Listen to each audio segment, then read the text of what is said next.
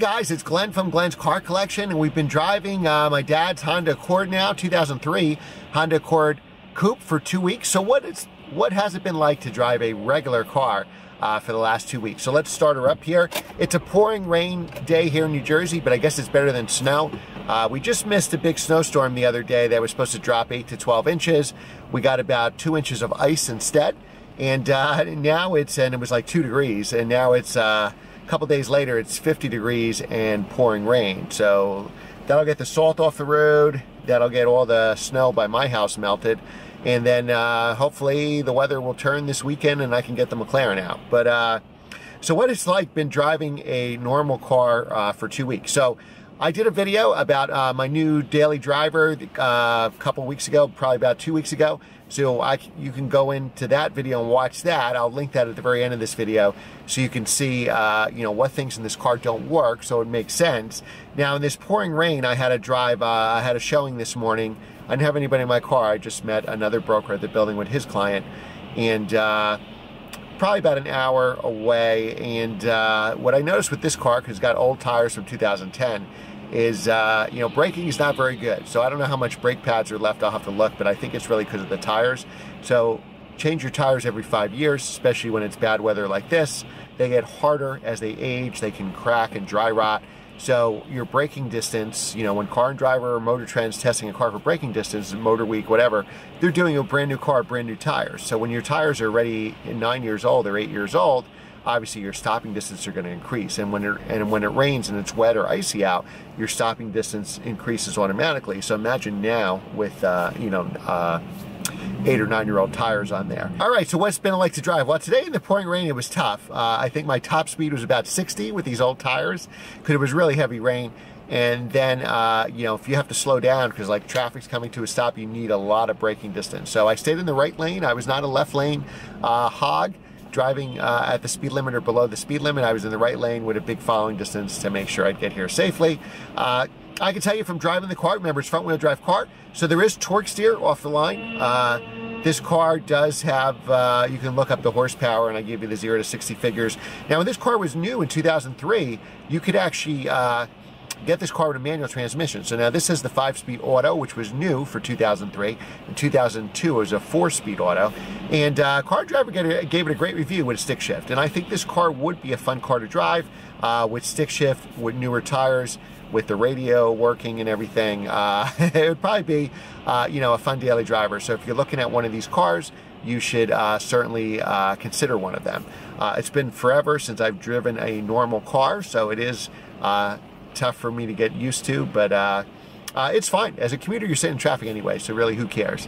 So if you're gonna I've always had two philosophies. One, get like an M3, a 4-door M3 like my E90 M3 used to have. One car that does everything. So you can take the family around, you can take the clients around, you can commute with it, and on the weekends you can go to the track. Maybe you just have to upgrade the brake pads and a stickier set of tires, but it's really the one car that can do everything. If you can't do that, and you want a convertible, you want an S2000, and maybe you have a family or you need a back seat for whatever, get a sports car, an S2000, a Cayman S, a Corvette or something for the weekends, and then get a car like this as your daily driver. You can get them for a pretty cheap price. The value of this car is, going to be a couple $1,000s with 96,000 miles on it. But this can be your commute car. It actually gets pretty good mileage. So my Audi, on my commute to work, and I've really only driven this car about 400 or 500 miles. I'm really just using it to commute to work, 20 miles each way. The Audi, because it runs in 4-cylinder mode on the highway, would get about 22, almost 23 miles to the gallon. Now remember, around town, coming from my house, it's getting like 10 or even 5. And then when I get on the highway, it's probably getting 26, but my commute is 95% highway. So that's where it's getting the 22, 23 miles to the gallon, which I think is great. With my E90 M3, my commutes were 17.6 miles to the gallon. With the M2 that I had for 3 years was 20.7 miles to the gallon. And I think my GLA 45 was the same, about 22, 23, which was a 2-liter 4-cylinder engine. So it shows you the V8, 4-liter twin-turbo V8 from the Audi can get the same gas mileage essentially because it runs in 4-cylinder mode on the highway. as the GLA 45 with the turbocharged 2-liter 4-cylinder engine. So this has a 6-cylinder, a V6, and I think because it's an automatic transmission, it's probably about 8 seconds 0 to 60. And I haven't done that. I promised Dad no hard accelerations. So I don't know. I'm just guessing. But I'm guessing I'm probably averaging about 25 miles per gallon, 26. Now, part of that is ruined by sitting in bumper-to-bumper traffic. Same thing with the Audi. If it was all, even though it's all highway, the last 15 to 20 minutes are all congested where I never get above 20 miles an hour. So the Audi then is running an 8-cylinder mode and can't maintain that 25 on the highway. But I think this pretty much does. And again, I'm very easy on the throttle.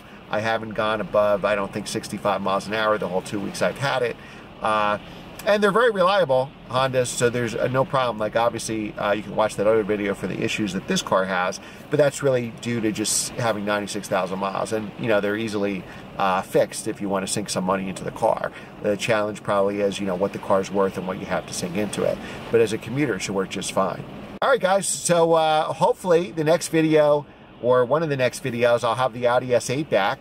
And we're about to hit 10,000 miles since I bought it in August. So it's been hampered because it's been out of commission the last couple weeks. And remember, I had 8 other cars, or 7 other cars to drive.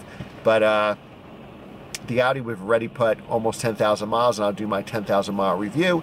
We have on that car a 5,000 mile review and an initial presence review. So now the 10,000, we'll go over what I liked and what I didn't like. And after 10,000 miles, has it been reliable? We'll go over all those things. So props up here to Dad for letting me use his Honda for 2 weeks. And my wheel's coming in for the Audi. It's supposed to come in Friday. So we may actually have this car 3 weeks. Friday I can't do it because of work, so hopefully on a Saturday or something I can get that wheel changed over and go from there and hopefully be back in the Audi. All right, guys, thanks for watching, sharing, and subscribing, and I will see you next time on Glenn's Car Collection. Remember to hit that notification bell because I post new videos every Monday, Wednesday, Friday, and you're not going to want to miss it. More McLaren videos coming soon. On the right side of the road and hit one, and it wasn't an Audi wheel. I use it's pouring rain here today. It's not gonna work. Yeah, I don't think so.